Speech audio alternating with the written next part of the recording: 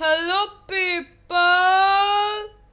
Hey guys, I hope you all are doing great. और आज मैं आ गई हूँ पढ़ाई की डंकी पर आप लोगों के लिए लेकर सोशियोलॉजी का chapter number 2 terms concepts and their use in sociology.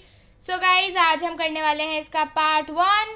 So without any further delays let's get into the video.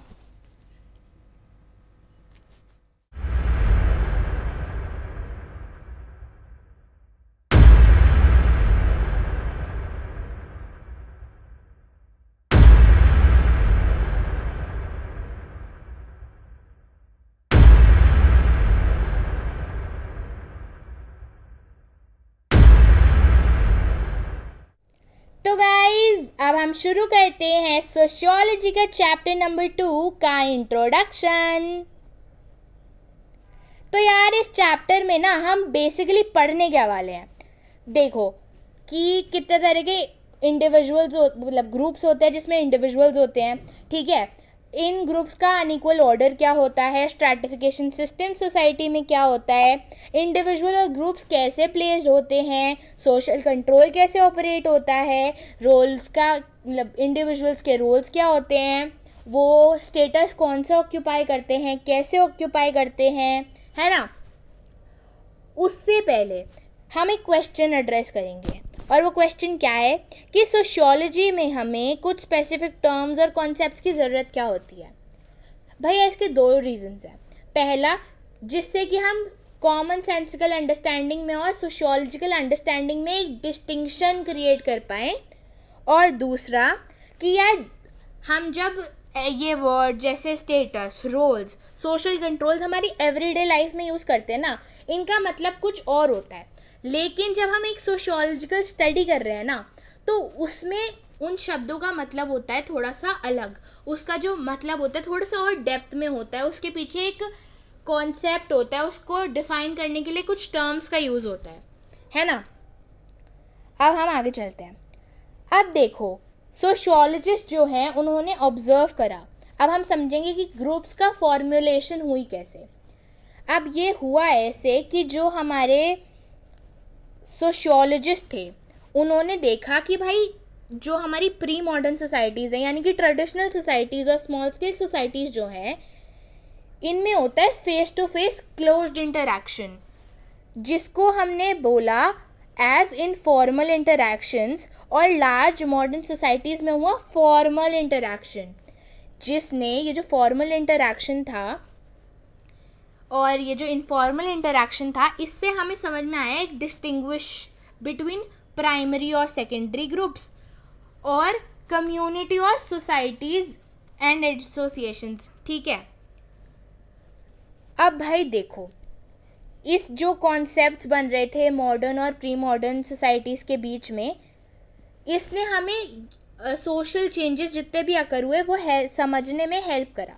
ठीक है, अब हम देखते हैं कि जैसे अर्ली स्टेज जब सोशियोलॉजी का हुआ, जब सोशियोलॉजी एमर्ज कर रही थी, तब कितनी तरह के कॉन्ट्रास्टिंग और कंटेस्टिंग अंडरस्टैंडिंग थी सोसाइटी के बारे में. मतलब सबके आइडियाज़ कितने अलग अलग थे भाई गॉड. ठीक है, कार्ल मार्क्स कहता था कि class and conflict were the key concepts to understand society. अब भाई जो क्लास एंड कॉन्फ्लिक्ट है, मतलब एक सोसाइटी में क्लास के बीच में इनइक्वालिटीज़ होंगी और किसी रिलीजन के लेकर थोड़ी सी कॉन्फ्लिक्ट्स होंगी, है ना, ये सब चीज़ें.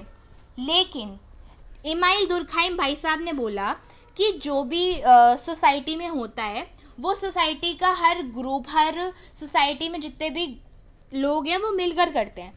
सारा कुछ साथ में होता है, सोशल सॉलिडारिटी होती है और कलेक्टिव कंसाइंस होती है.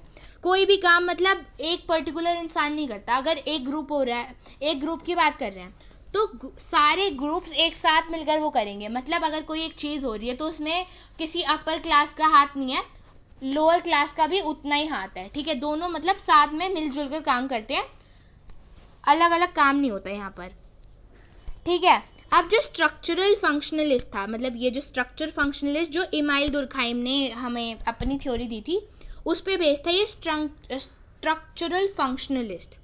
ठीक है। तो उन्होंने बोला कि हमारी जो सोसाइटी है वो एक्सट्रीमली हारमोनियस है, और वो जैसे ना एक ऑर्गेनिज्म होता है, एक ऑर्गेनिज्म के डिफरेंट डिफरेंट पार्ट्स होते हैं, उसी के बेसिस पे हमारा जो वो होता है बॉडी की फंक्शनिंग होती है वो और अच्छे से हो सकती है।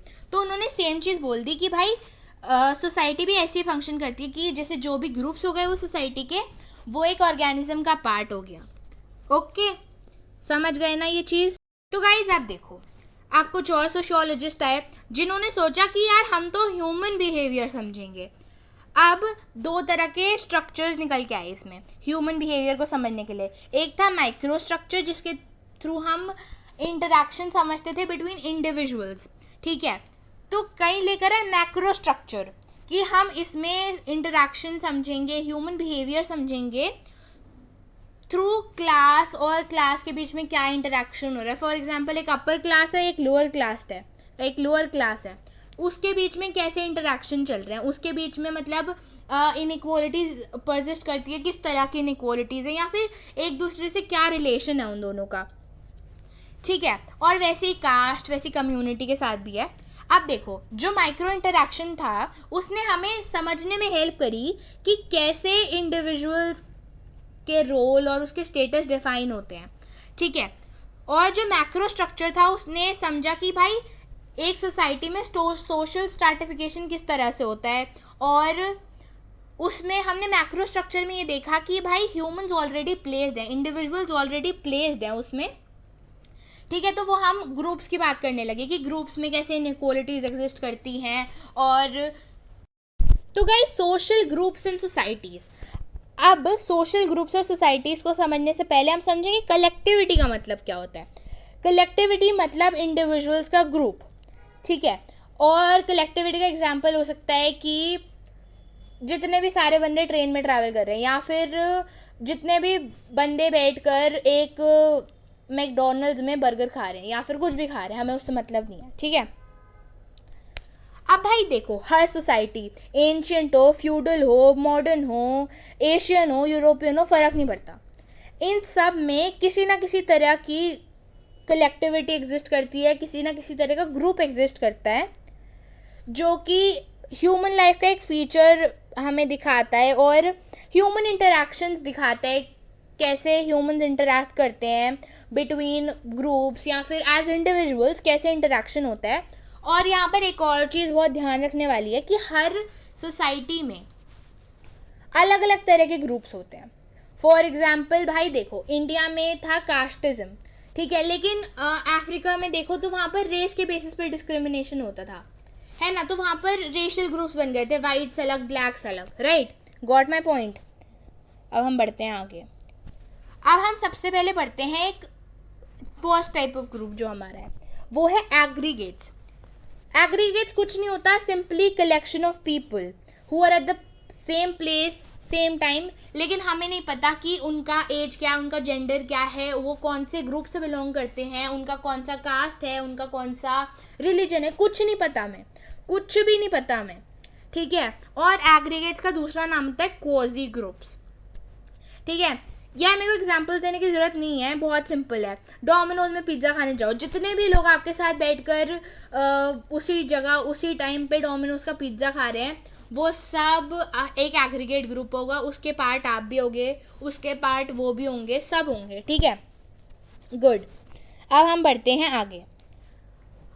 अब हम सच में मतलब बहुत डिटेल में जानेंगे सोशल ग्रुप के कैरेक्टरिस्टिक्स क्या होते हैं।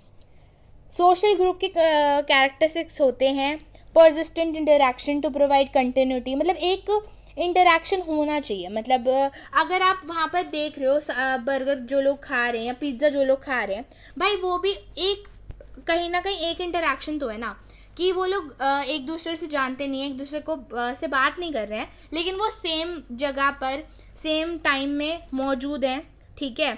वो उसी हो सकता है जो तुम्हारा बंदा ऑर्डर लेने आया वो भी सेम हो, एक कहीं ना कहीं कुछ तो सिमिलैरिटी है। और जो लोग आपके साथ पिज़्ज़ा खाने आए हुए हैं, मतलब ये बात तो पक्की है ना, उन्हें पिज़्ज़ा खाना पसंद है। या फिर भाई डोमिनोज का पिज़्ज़ा कोई लोअर क्लास वाला इंसान तो खाएगा नहीं, मतलब लोअर क्लास इंसान जिसके पास ज़्यादा पैसा ना हो, जो इकोनॉमिकली थोड़ा सा ज़्यादा स्ट्रॉन्ग ना हो। तो ऑब्वियसली तो इससे पता चलता है कि जो बंदे वहाँ पर डोमिनोज का पिज़्ज़ा खा रहे हैं they are from a well to do family, और अगर वेल टू डू फैमिली से नहीं है तो क्या हो सकता है, बहुत ही ज़्यादा रिच हो, मिडिल क्लास हो सकते हैं या फिर बहुत ज़्यादा हाई क्लास हो सकते हैं, ठीक है। और इन इंटरैक्शन में एक स्टेबल पैटर्न होता है, ठीक है। कोई भी मतलब ग्रुप का इंटरैक्शन है, फॉर एग्जांपल आप अपनी क्लास ले लो, ठीक है, कहीं ना कहीं किसी ना किसी मोड पे, चाहे वो आपका फ्रेंड हो ना हो, आपको उससे इंटरैक्ट करना पड़ता है।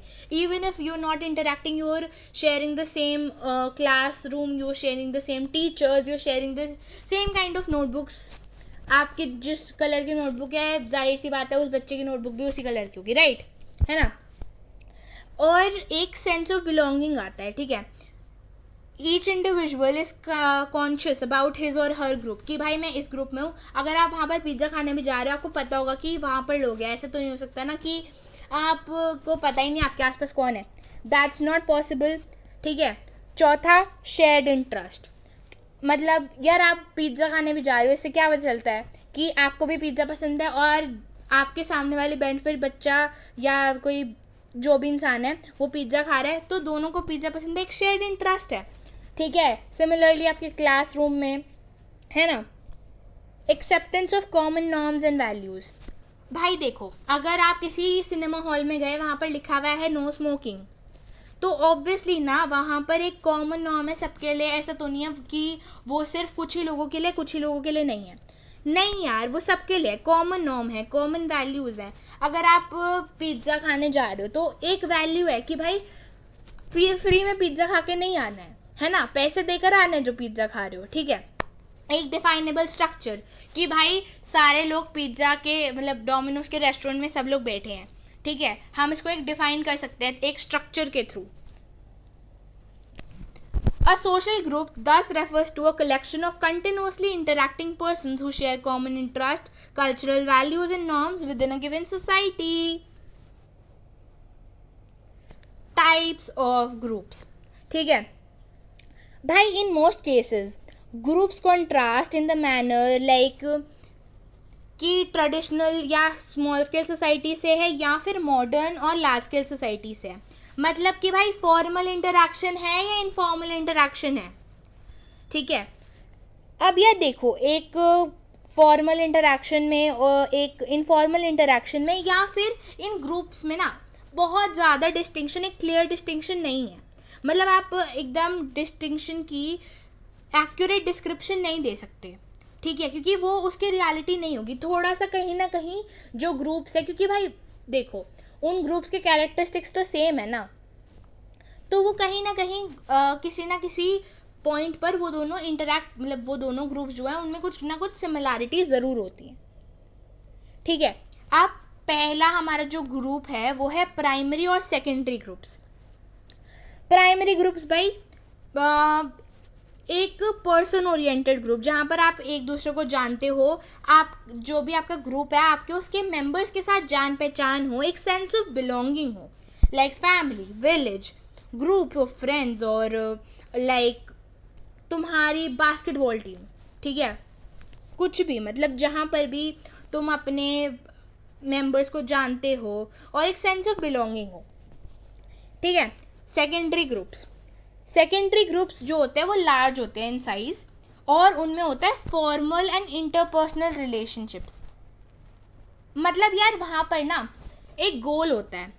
अब फॉर एग्जाम्पल, मतलब वो गोल ओरिएंटेड होता है, ठीक है। फॉर एग्जाम्पल आपकी स्कूल में एक डिबेट कंपटीशन होने वाला है, ठीक है, तो वहाँ पर एक डिबेट की टीम बन गई, नई नई टीम बनी है। अब जैसे बास्केटबॉल टीम वो पुरानी है, ठीक है, वहाँ पर आप उसके मेंबर्स को जानते हो क्योंकि आप स्कूल में रोज़ सुबह बास्केटबॉल खेलने जाते हो, ठीक है, आप उसके मेंबर्स को जानते हो, एक अच्छी ट्यूनिंग है, एक सेंस ऑफ बिलोंगिंग है।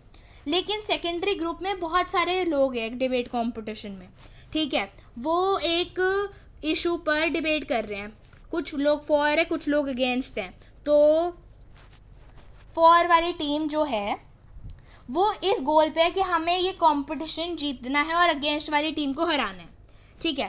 तो बेसिकली जो हमारे सेकेंडरी ग्रुप्स होते हैं वो गोल ओरिएंटेड होते हैं, और जो प्राइमरी ग्रुप्स होते हैं वो पर्सन ओरिएंटेड होते हैं। I hope you got it. अब हम पढ़ेंगे कम्युनिटी एंड सोसाइटी और एसोसिएशंस।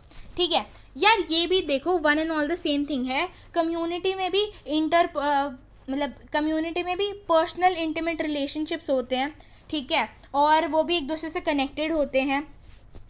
और सोसाइटी और एसोसिएशन में क्या होता है, इंटरपर्सनल रिलेशनशिप्स होते हैं, सुपरफिशियल रिलेशनशिप्स होते हैं। और ये जो हमारी कॉमर्स और कॉमर्स इंडस्ट्री वगैरह होती हैं, वहाँ पर जैसे एक कंपनी है, ठीक है, कोई भी कॉमर्स कंपनी है या फिर कोई इंडस्ट्री है, तो यार वहाँ पर जितने भी एम्प्लॉयज़ होंगे, हर एम्प्लॉय को अपनी सैलरी लेकर 31 तारीख को उससे मतलब है, ठीक है, और कंपनी को फ़ायदा हो, ठीक है, उसको उससे मतलब है भाई कंपनी को फ़ायदा हो, मुझे प्रमोशन मिले, मेरे बीवी बच्चे सुखी रहे और मैं खुश रहूँ, ठीक है, मुझे इससे कुछ और लेना देना नहीं है। तो बेसिकली वहाँ पर एक सेल्फ इंटरेस्टिंग अप्रोच है, मेरे को फ़र्क नहीं पड़ता दूसरा वाला बंदा जॉब से बाहर जा रहा है नहीं जा रहा, एज लॉन्ग एज कि वो मेरा फ्रेंड नहीं है या फिर मेरा उससे कोई पर्सनल रिलेशनशिप नहीं है। Okay, got it, I hope you have got it. बहुत ईजी है यार। आप बात करेंगे इन ग्रुप्स की और आउट ग्रुप्स की, तो this is one of the very important concepts, ठीक है। इन ग्रुप वो होता है जिसमें आपके मेंबर्स के साथ एक सेंस ऑफ वी फीलिंग आए कि भाई हाँ हम हैं, चाहे एक प्रॉपर रिलेशनशिप इस्टेब्लिश ना हो, चाहे कोई पर्सनल रिलेशनशिप या फिर ऐसा कोई इंटीमेट रिलेशनशिप आपका इस्टेब्लिश नहीं हो कि आप लोग फ्रेंड ही हो, या फिर कोई मतलब एक कॉमन इंटरेस्ट है, अच्छा भाई चल तेरे को ये है मेरे को भी ये है, ठीक है, तो एक फ्रेंडशिप नहीं है या फिर कोई रिलेशनशिप बेसिकली इस्टेब्लिश नहीं है, ठीक है। तो इन ग्रुप क्या होता है कि फॉर एग्जांपल आप इन ग्रुप का भी इसी एग्जांपल से समझ जाओगे और आउट ग्रुप का भी इसी एग्जांपल से समझ जाओगे। यार देखो, इन ग्रुप वो हुआ जैसे फॉर एग्जांपल मैं एक बास्केटबॉल मैच में गई, तो मेरी जो टीम है वो मेरे लिए हो गई एक इन ग्रुप, और सामने वाली टीम जिसके अगेंस्ट मैं लड़ रही हूँ वो हो गया एक आउट ग्रुप, समझ गए। और मैं जो कि इन ग्रुप की मेंबर हूँ, मैं आउट ग्रुप से बिलोंग नहीं कर सकती क्योंकि वो मेरा अगेंस्ट वाला ग्रुप है, ठीक है। अब ये चीज़ समझ में आ गई। अब हम इससे रिलेटेड एक और चीज़ समझेंगे विद द सेम एग्जाम्पल, ठीक है। अब मैं बास्केटबॉल खेलने गई, ठीक है, तो मेरे जो दूसरी अगेंस्ट वाली टीम में जो लोग हैं ना, वो मेरे फ्रेंड्स हैं, ठीक है, फ्रेंड्स क्या बेस्ट फ्रेंड्स हैं, ठीक है, वो मेरी कॉलोनी के पास रहते हैं। और जब बास्केटबॉल मैच ख़त्म हुआ, मैं घर गई, उसके बाद मैंने शाम को अपने फ्रेंड से फ़ोन करा, यार चलो आज हैंग आउट करने चलते हैं, तो मैं मोमोज़ खिलाऊंगी मैं, ठीक है। मैंने बोला चलो, वो लोग बोले कि हाँ बहन तू मोमोज़ खिला रही है, चल आ जाएंगे हम। तो 6 बजे फिर हम लोग नीचे मिले, हम मोमोज़ खाने जा रहे थे कि मेरी कुछ ऐसी जिस टीम से मैं बिलोंग करती थी उस टीम के कुछ मेंबर्स आ रहे हैं मेरी तरफ चलते हुए, ठीक है। अब भाई उस टाइम पे मैं जब अपने फ्रेंड्स ग्रुप के साथ एंजॉय कर रही हूँ, ठीक है, मेरा सोल मोटिव है एंजॉय करना और मेरा पास कोई मोटिव नहीं है, ठीक है। तो भाई मैं उनको जानती थी, नॉर्मल जान पहचान थी, मैंने हाय हेलो कर दी उन्हें, उससे ज़्यादा कुछ नहीं, ठीक है। जबकि भाई एक टाइम पे तो वो मेरे मेट्स थे, मेरी टीम मेट थी जिसमें थी एक वी फीलिंग। तो अब भाई अब उस वी फीलिंग को हुआ क्या, उस वी फीलिंग को कुछ नहीं हुआ, सिचुएशन चेंज हुई मेरी। मैं पहले स्कूल में थी बास्केटबॉल मैच में, अब मैं अपने फ्रेंड्स के साथ अपनी कॉलोनी में चिल मारने आई हूँ। तो उस केस में क्या हुआ, उस केस में बेसिकली ये हुआ ना कि जिस फ्रेंड ग्रुप के साथ मैं हैंग आउट करने आई हूँ वो ग्रुप मेरा इन ग्रुप हुआ, और जो मेरे टीममेट्स टकरा गए उसको मैंने बस हाय हेलो कर दिया, और जिसको मैंने हाय हेलो करा वो हो गया एक आउट ग्रुप। तो इससे हमें क्या पता चला, सिचुएशंस बदली तो इन ग्रुप और आउट ग्रुप का जो कॉन्टेक्स्ट है वो भी बदल गया। जो पहले मेरे लिए इन ग्रुप था वो अब आउट ग्रुप हो गया, और जो आउट ग्रुप था वो इन ग्रुप हो गया। वो अब हम समझेंगे रेफरेंस ग्रुप्स। भाई रेफरेंस ग्रुप तो बेसिकली वो चीज़ हो गई जिस भी ग्रुप की तरह मैं बनना चाहती हूँ। फॉर एग्जाम्पल कल को मेरी फैमिली कहे कि हमें कपूर ग्रुप्स की तरह बनना है, या फिर उन्होंने बोला कि जैसे कपूर सन्स है वैसे मैं चाहता हूँ कि मेरी बेटी कपूर डॉटर बन जाए, है ना। मतलब नॉट कि कपूर डॉटर, सरनेम चेंज करने की बात नहीं हो रही, मतलब भाई उनका जैसे लैविश लाइफस्टाइल है, माय डैड सेज कि हमें भी वही लैविश लाइफस्टाइल फॉलो करना है जैसे कि कपूर सन्स फॉलो करते हैं, है ना, या फिर जैसे कि पूरा कपूर खानदान फॉलो करता है, ठीक है, जैसे हमारी करीना फॉलो करती है और जैसे हमारी करिश्मा फॉलो करती है, वैसे ही हमें भी फॉलो करना है, ठीक है। तो वो हो गया एक reference group. You don't belong to your reference group but you can identify yourself with that group, कि हाँ मैं इसकी तरह बनना चाहती हूँ। तो एक कनेक्शन आ गया, एक कनेक्शन इस्टेब्लिश हो गया। अब हम इसका थोड़ा सा एक बुकिश एग्जाम्पल समझेंगे जो आपकी बुक में लिखा हुआ है। अब जब कलोनियलिज्म था इंडिया में, तब जो इंडियन मैन थे उन्होंने एस्पायर करा कि हमें ब्रिटिश मैन की तरह खाना खाना है, उनकी तरह रहना है, उनकी तरह कपड़े पहनने हैं, ठीक है। बेसिकली वो उनके लाइफस्टाइल से, उनके पहनने खाने के तरीके से बहुत ज़्यादा इन्फ्लुएंस हो गए। तो they said we also have to dine like English man, ठीक है। तो वो उनके लिए एक रेफरेंस ग्रुप हो गया। Got my point. अब हम बात करते हैं पीयर ग्रुप्स की। पीयर ग्रुप्स यार बताने की भी ज़रूरत नहीं है, ठीक है। आपके पापा के फ्रेंड्स का ग्रुप उनका पीयर ग्रुप हो गया, आपके फ्रेंड्स पीयर ग्रुप हो गया। पीयर ग्रुप के लोग लाइक कोई भी एज के हो सकते हैं, मतलब है ना, 40 साल के लोग भी फ्रेंड्स हो सकते हैं, ठीक है, ठीक है। और जब आप फ्रेंड्स बनाते हो या एक पीयर ग्रुप में लोगों की ज़्यादातर सेम एज होती है, सेम जेंडर होता है, और काफ़ी बार तक पॉसिबिलिटीज़ है कि वो दोनों एक कॉमन प्रोफेशनल ग्रुप में भी हो, ठीक है। Got my point. अब पीयर प्रेशर क्या होता है कि social pressure exerted by one of the persons from your peer group, ठीक है। और वो जो प्रेशर हो सकता है वो आपको कुछ अच्छा करने में भी मजबूर कर सकता है और कुछ बुरा करने में भी मजबूर कर सकता है, ठीक है। So guys that was it for today, thanks for watching my video. और हाँ, जाने से पहले लाइक शेयर और सब्सक्राइब करना बिल्कुल मत भूलना। और हाँ, मेरी नेक्स्ट वीडियो के लिए सब्सक्राइब करना तो बिल्कुल मत भूलना, वरना यार तुम ना बहुत इंपॉर्टेंट अपडेट्स मिस कर दोगे। और हाँ, अगर आपने मेरी सोशियोलॉजी की और इंग्लिश की वीडियोस नहीं देखी तो आपको वीडियो के एंड स्क्रीन में दिख जाएंगी। Bye guys.